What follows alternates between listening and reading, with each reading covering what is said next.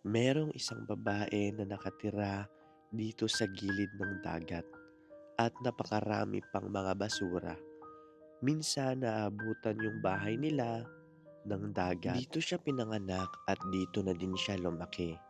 Tinatawag ang lugar nila na Paradise dito sa Lapu-Lapu City.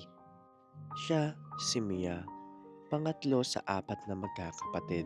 Pangarap niya makapagtapos ng pag-aaral, ngunit nahihirapan siya sa financial dahil meron siyang dalawang mga anak. Si Mia ay isang matalinong bata at palaging nagtatap sa paaralan. Marami siyang pangarap sa buhay, gaya ng gusto niyang makapagtapos ng culinary. Gusto din niya magkaroon ng maliit na negosyo.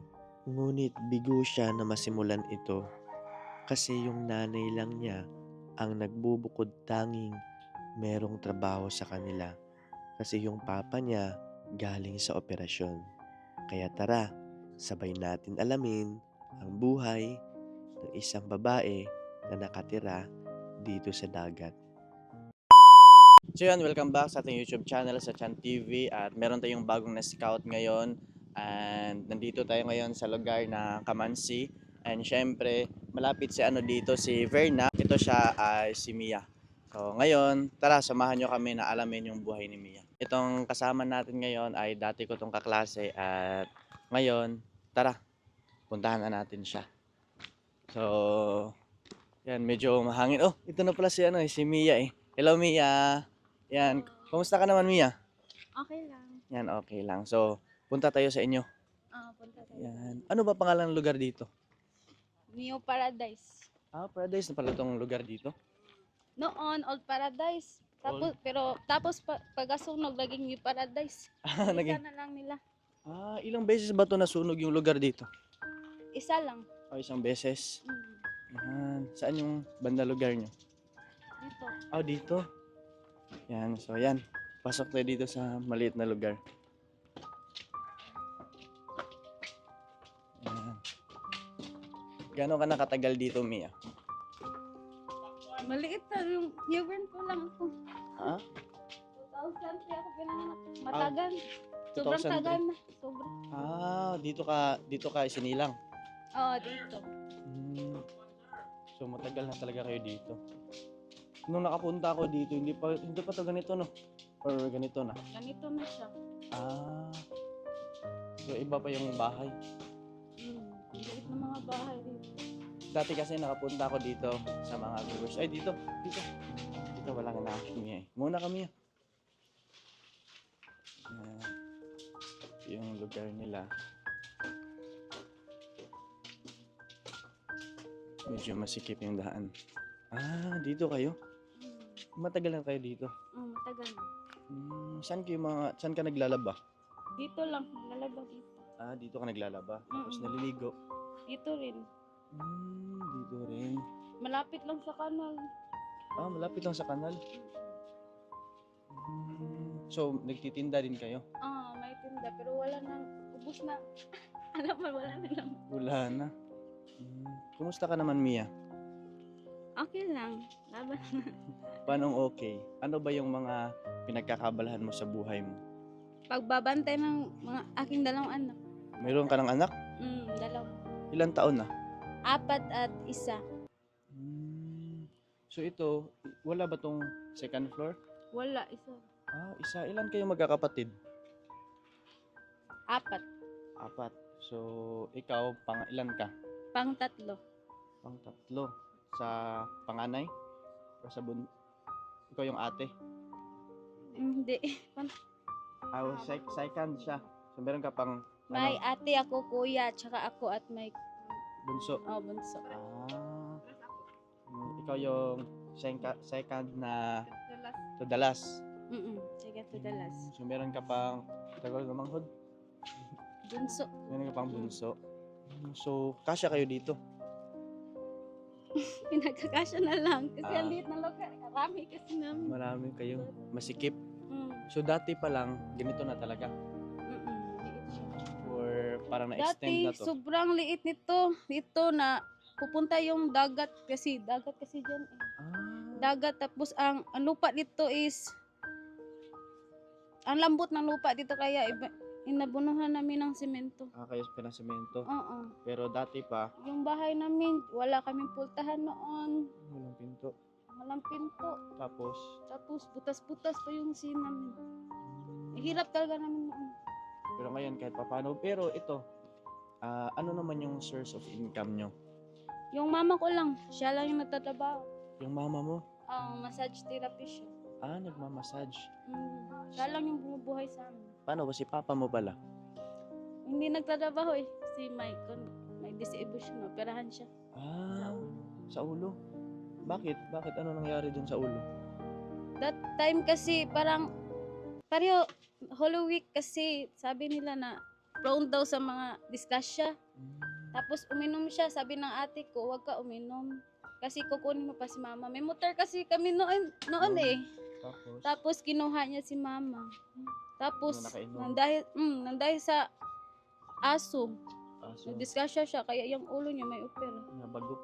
Mm, Pero ngayon, okay naman si papa mo. okay naman pero Meron siyang maintenance na ininom ng gamot. wala naman. Wala. Kailangan lang magpahinga, magpalakas. Mm-mm. So ngayon, di siya makapagtrabaho, di siya makapagbuhat ng mabigat kasi may opera.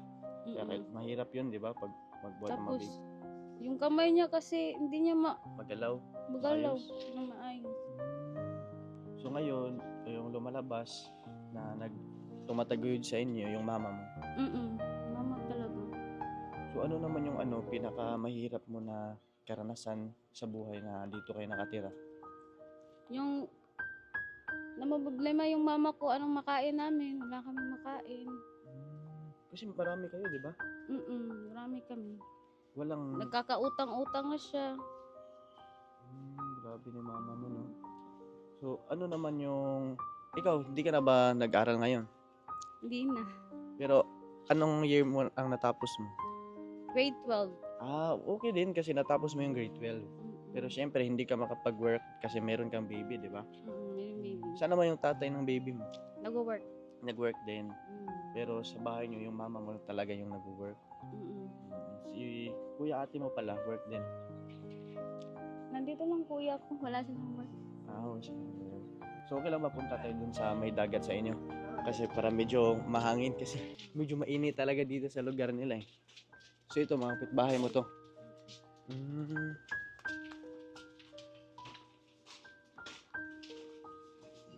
Pwede ba madaanan doon? Sige. Siguro naliligo si Mia dito. Naligo ka ba dito? Nung bata pa. Nung bata. Ligo si Mia dito nung bata pa siya eh.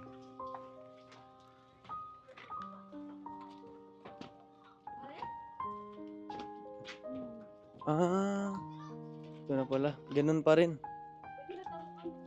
Pwede ra. Ano naman yung madalas na Mia, yung madalas na kailangan nyo dito sa sa bahay nyo, sa lugar nyo? Madalas na kailangan sa bahay namin. Yung mga pang-araw-araw na konsumo, like pagkain, mga ganyan. Mga pagkain, ganun. Pero hindi naman kayo nagkulang dito sa mga tubig, sa pero dun lang sa tubig na pangligo, panglaba, di naman kayo hirap dun. Sa lang, sa mga pagkain kasi. Kapag wala yung agas ng dipwil, may puso naman. Puso. So, Pero ang hirap pag... nandyan pa yung puso nyo. Nandyan pa. So, pwede natin tignan. Sige. Yan. Tignan natin yung puso.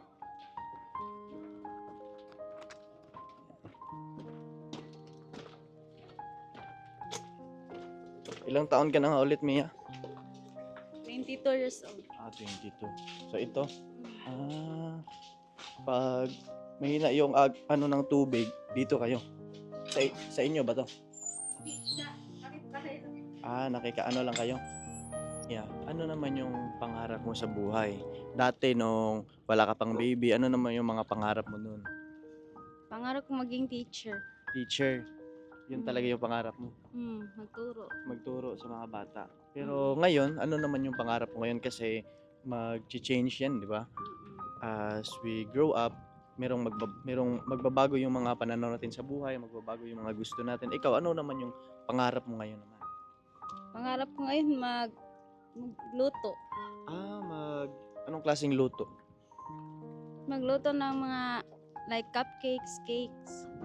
Nakagawa ka na ba nun o hindi pa? Nakagawa na nung grade 12. Nakagawa ka. Yun yung kinuha mo na strand? HE. So marunong ka na sa mga luto-luto, sa mga bake? Marunong. So, yun yung pangarap mo ngayon. Pangarap. Ano naman, aside sa meron ka bang, mahilig ka ba sa mga magbenta-benta or hindi? Hindi. Yung mag-bake tapos magtinda, yun. Hindi, wala kasi akong pampuhunan. Ay, wala kang pangpuhunan.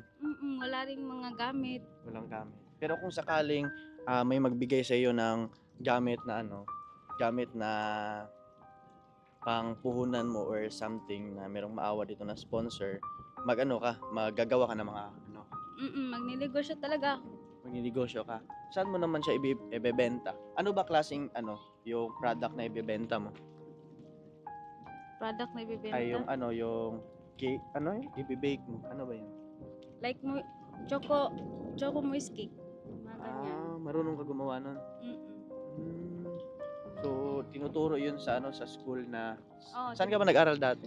Sa Asian Learning Center. Kasi yan kasi yung very easy way na pag-bake kasi ng cake eh. Yun yung Yung choco pinakamadali. moist. Pero meron namang bumibili nun. Marami. Kasi masarap din siya. Wow! So, excited kami na baka soon sa mga may mabuting puso dyan na willing tumulong, handang tumulong.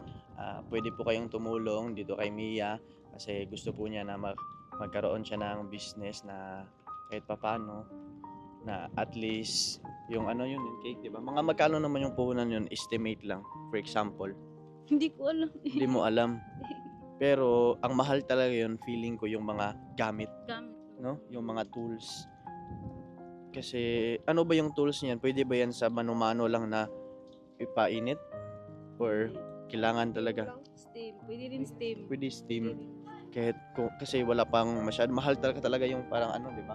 Yung tools talaga na para bake talaga. Pero yung nakikita ko yung iba, yung wala pang masyadong gamit, steam yung ginamit. Di ba? Pero okay naman yung steam. Oo, okay. Kung sakali. Meron ba kayong steam or wala din? Meron ng kawali, tapos patungan lang. Pwede na yan. Pwede na yan. Oo, pwede na yan. Yung lang talaga, no? Yung pampuhunan lang talaga yung kailangan. So, yung aside sa pag tawag doon yung pagbe-bake mo, ano bang ibang pangarap mo sa buhay mo?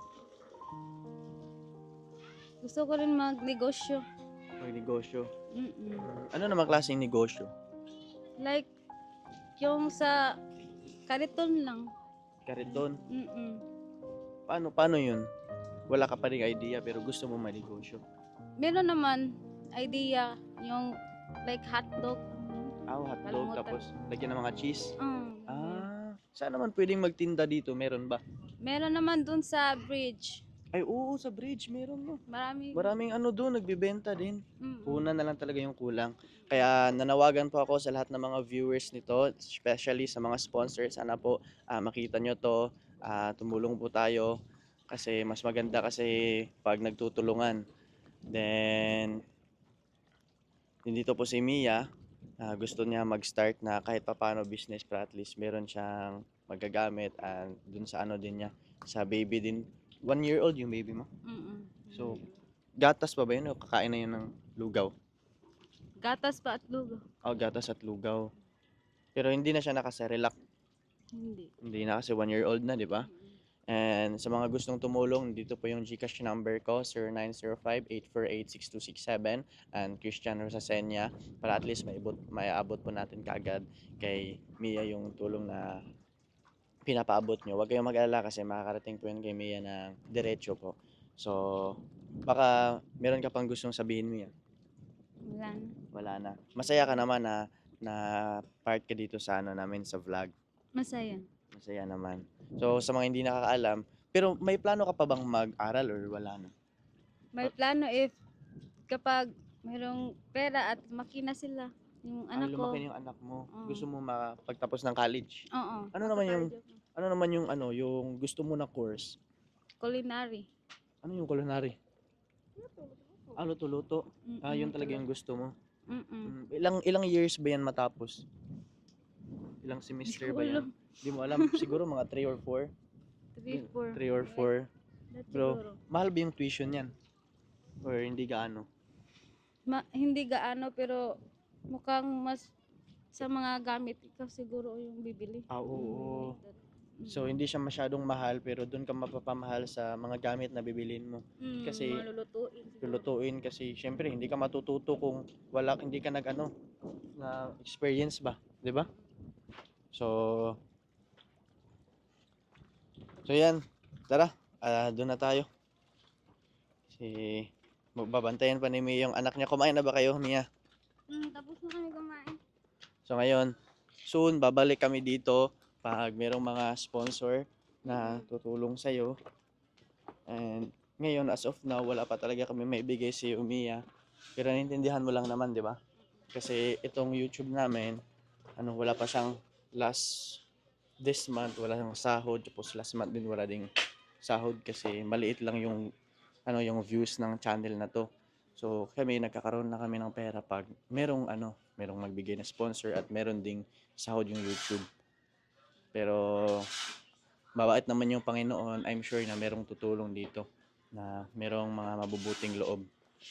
And gusto ko lang i-shout out sila Tita Marilyn, Tito Joe, Lolo Tony, and Sir Carlos. And shoutout din kay Sir Roland Ganiban.